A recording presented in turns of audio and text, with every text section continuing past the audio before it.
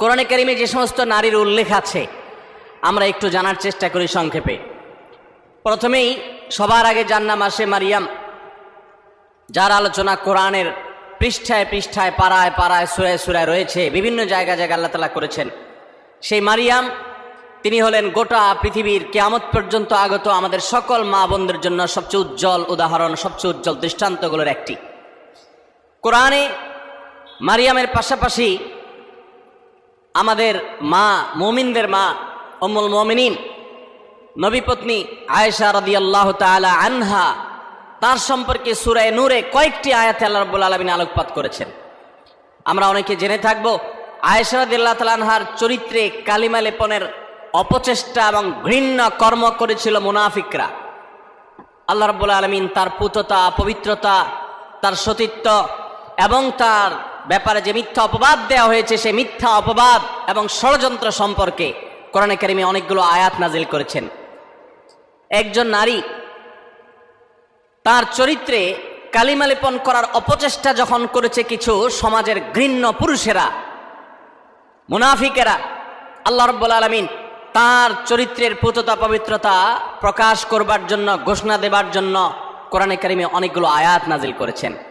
একজন নারী হিসেবে, একজন মুসলিম মেয়ে হিসেবে এই ঘটনা নিশ্চয় আমাদের জন্য আনন্দদায়ক, এই ঘটনা নিশ্চয় আমাদের জন্য প্রেরণাদায়ক।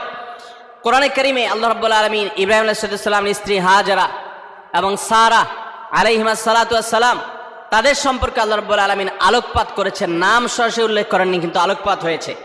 কোরআনে কারিমে জাকারিয়া আলাইহিস সালামের স্ত্রীর আলোকপাত হয়েছে, মুসা আলাইহিস সালামের মায়ের আলোচনা হয়েছে, কোরআনে মুসা আলাইহিস সালামের বোনের আলোচনা হয়েছে, কোরআনে মুসা আলাইহিস সালামের স্ত্রীর আলোচনা হয়েছে যিনি ছিলেন শুআয়ব আলাইহিস সালামের মেয়ে, কোরআনে ফেরাউনের স্ত্রী আসিয়ার আলোচনা হয়েছে, কোরআনে বিলকিসের আলোচনা হয়েছে, কোরআনে ঈসা আলাইহিস সালামের নানি ইমরাতে ইমরান মারিয়ামের মায়ের আলোচনা হয়েছে, কোরআনে আইয়ুব আলাইহিস সালামের স্ত্রীর আলোচনা ইঙ্গিত হয়েছে, এবং কোরআনে উম্মাহাতুল মুমিনিন সমস্ত নবী পত্নীগণ, আমাদের মাগণ, প্রিয়নবী সাল্লাল্লাহু আলাইহি সাল্লামের স্ত্রীগণ, সম্মানিতা স্ত্রীগণ, তাদের আলোচনা হয়েছে।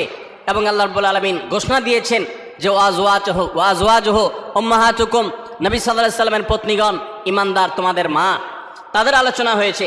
কোরআনে খাদিজা রাদিয়াল্লাহু তাআলা আনহা সম্পর্কে আল্লাহ রাব্বুল আলামিন ইঙ্গিত করেছেন একাধিক আয়াতে। কোরআনে হাফসা রাদিয়াল্লাহু তাআলা আনহা সম্পর্কে ইঙ্গিত রয়েছে সূরা তাহরিমে।